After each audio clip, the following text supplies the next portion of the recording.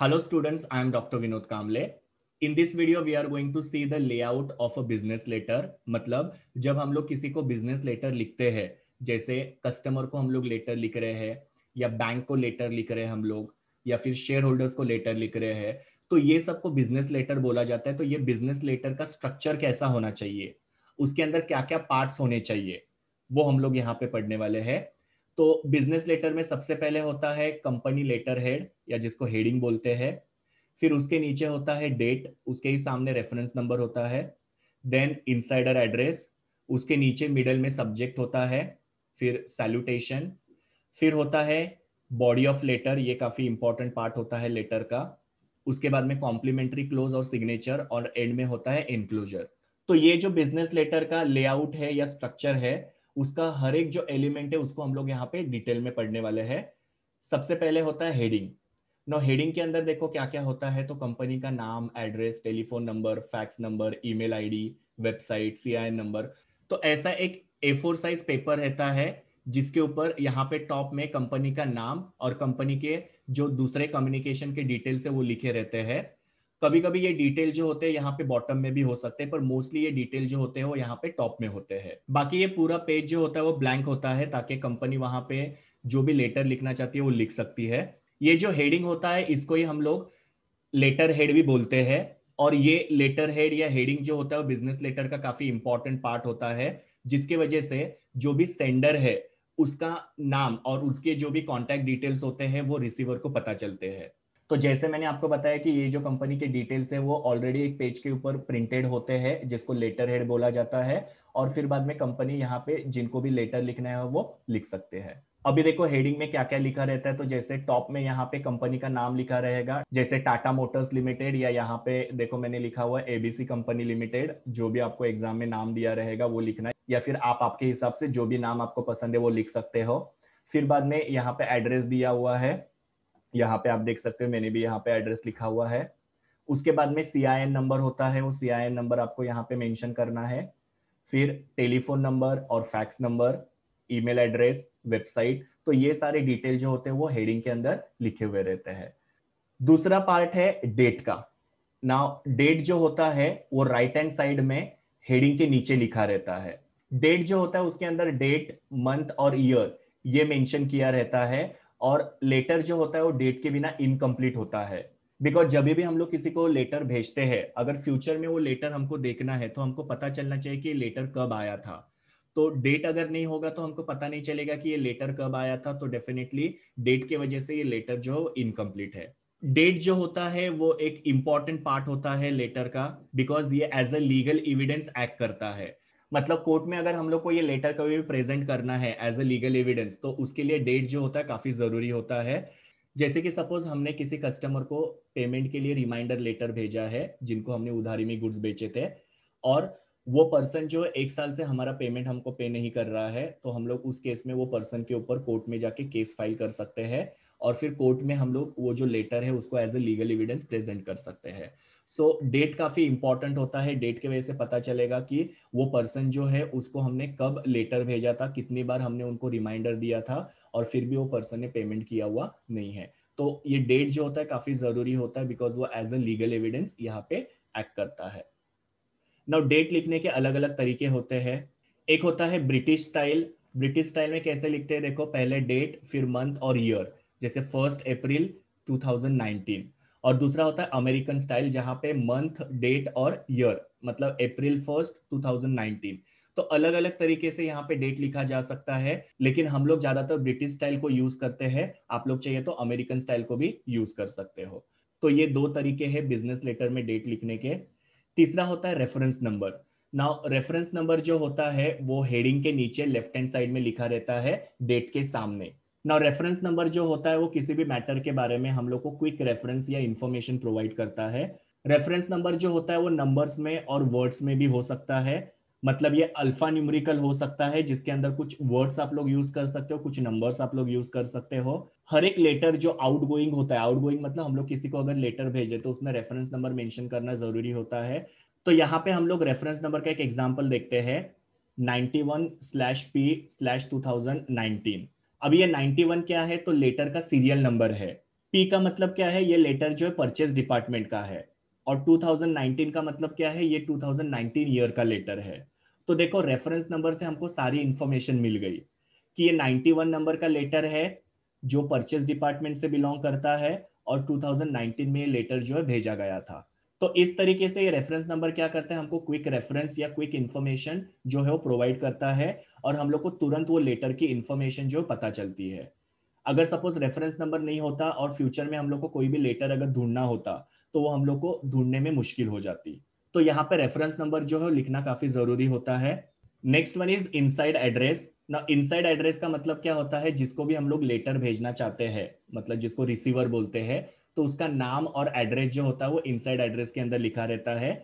और ये inside address जो होता है वो रेफरेंस नंबर के नीचे लेफ्ट हैंड साइड में लिखा हुआ रहता है। अगर सपोज हम लोग किसी पर्सन को लेटर भेज रहे हैं, तो पर्सन के नाम के सामने मिस्टर, श्री, मिसेस या श्रीमती ये हम लोग यूज कर सकते हैं।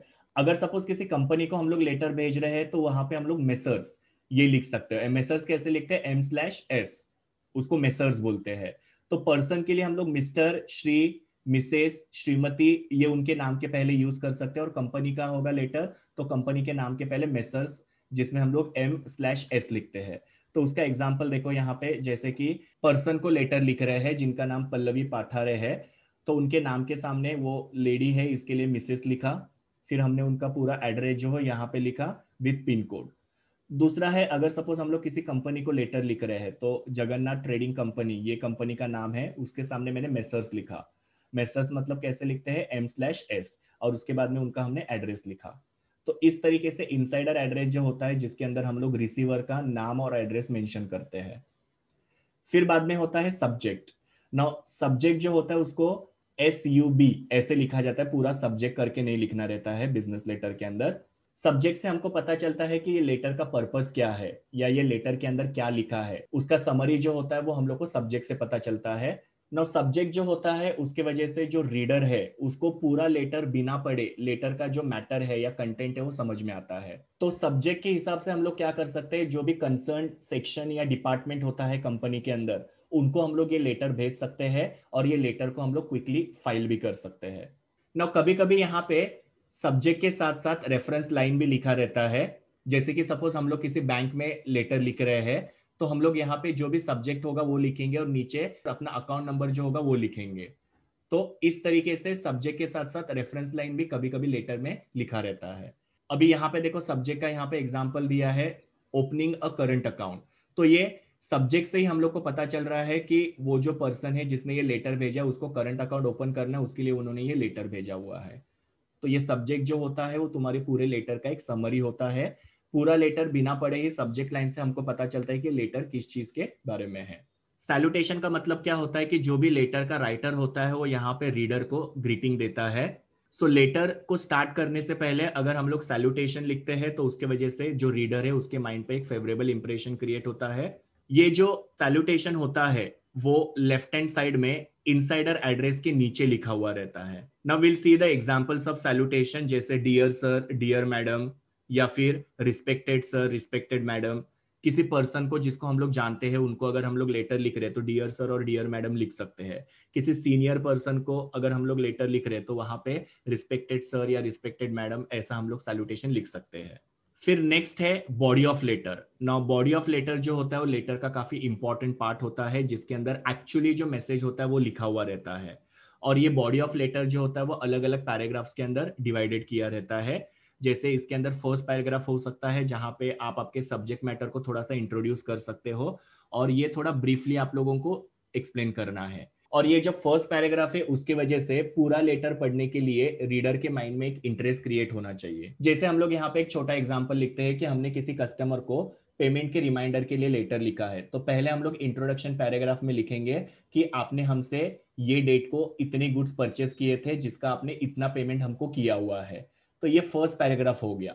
उसके बाद में होता है मेन पैराग्राफ, जहां पे आप क्या करते हो, मेन आपका मैसेज जो होता है वो लिखते हो। ये लेटर का हार्ट होता है। और ये मेन मैसेज जो होता है एकदम सिंपल लैंग्वेज में होना चाहिए, क्लियर होना चाहिए और करेक्ट होना चाहिए। अब सेम एग्जांपल को हम लोग यहाँ पे देखते हैं। जैसे फर्स्ट पैराग्राफ में हमने उनको बताया था कि आपने हमसे इतने गुड्स के अमाउंट ये डेट को लिए थे, फिर सेकेंड पैराग्राफ में आप लोग क्या लिखोगे कि उसका आपने इतना पेमेंट हमको किया है और इतना पेमेंट जो है वो बैलेंस है, तो आप हमको क्या करो, ये बैलेंस पेमेंट जो है जल्दी जल्दी पे करो।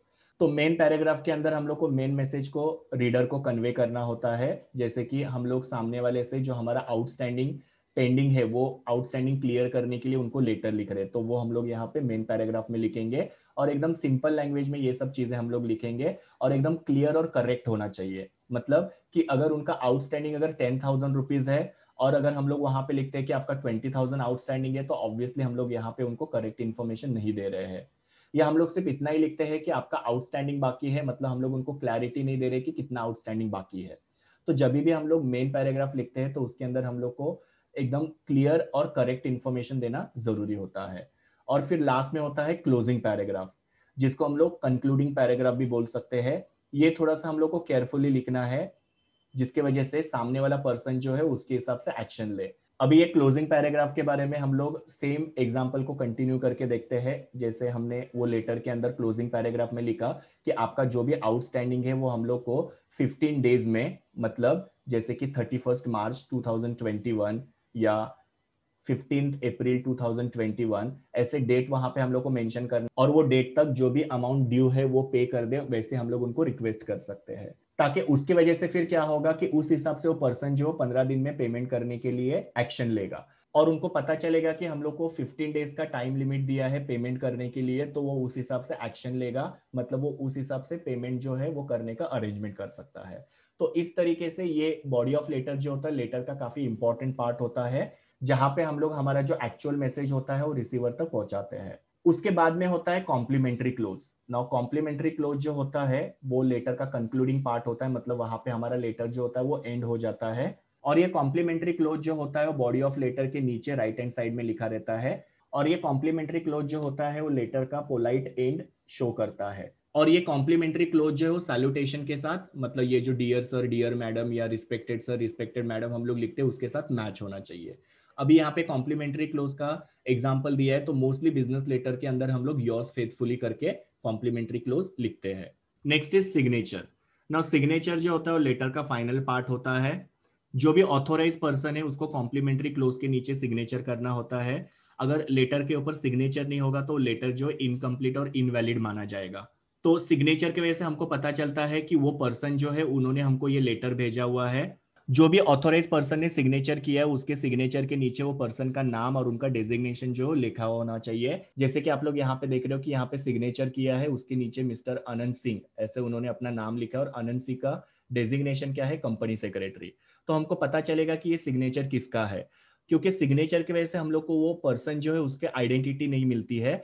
तो अगर उसके नीचे उसका नाम और डेजिग्नेशन लिखेंगे तो हमको पता चलेगा कि ये लेटर जो किसने लिखा हुआ है। और सिग्नेचर की वजह से क्या होता है कि जो भी वो लेटर में लिखा हुआ है उसके लिए वो पर्सन जो है साइन करने वाला वो रिस्पॉन्सिबल होता है। अगर सिग्नेचर नहीं होगा तो लेटर के अंदर जो भी कंटेंट लिखा है उसके लिए हम लोग किसी को भी यहाँ पे रिस्पॉन्सिबल हेल्ड नहीं कर सकते हैं।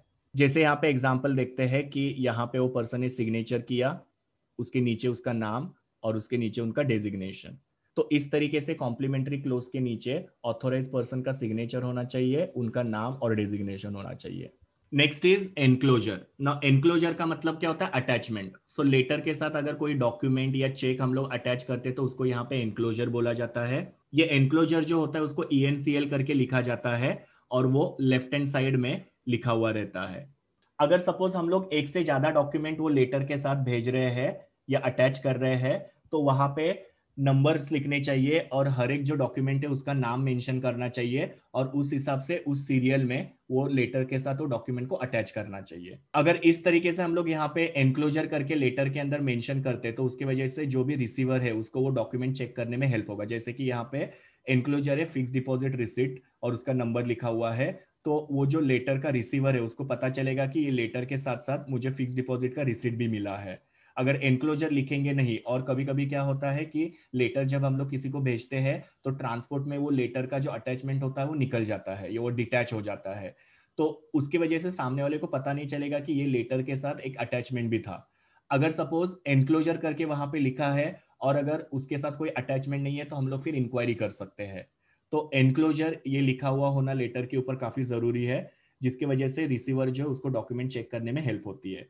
जैसे यहाँ पे एग्जांपल लिखा है कि लेटर के लेफ्ट हैंड साइड में सबसे एंड में ENCL करके लिखा रहेगा, जहाँ पे फर्स्ट डॉक्यूमेंट है copy of board resolution, second document है स्पेसिमेन सिग्नेचर ऑफ 2 डायरेक्टर्स। तो इस तरीके से सीरियली नंबर्ड किया है और वो कौन सा डॉक्यूमेंट है वो वहां पे मेंशन किया हुआ है, ताकि जिसको भी हम लोग ये लेटर भेज रहे हैं उनको पता चले कि ये 2 डॉक्यूमेंट जो लेटर के साथ अटैच किए हुए हैं। और एनक्लोजर के नीचे होता है कार्बन कॉपी नोटेशन, जिसको CC बोला जाता है।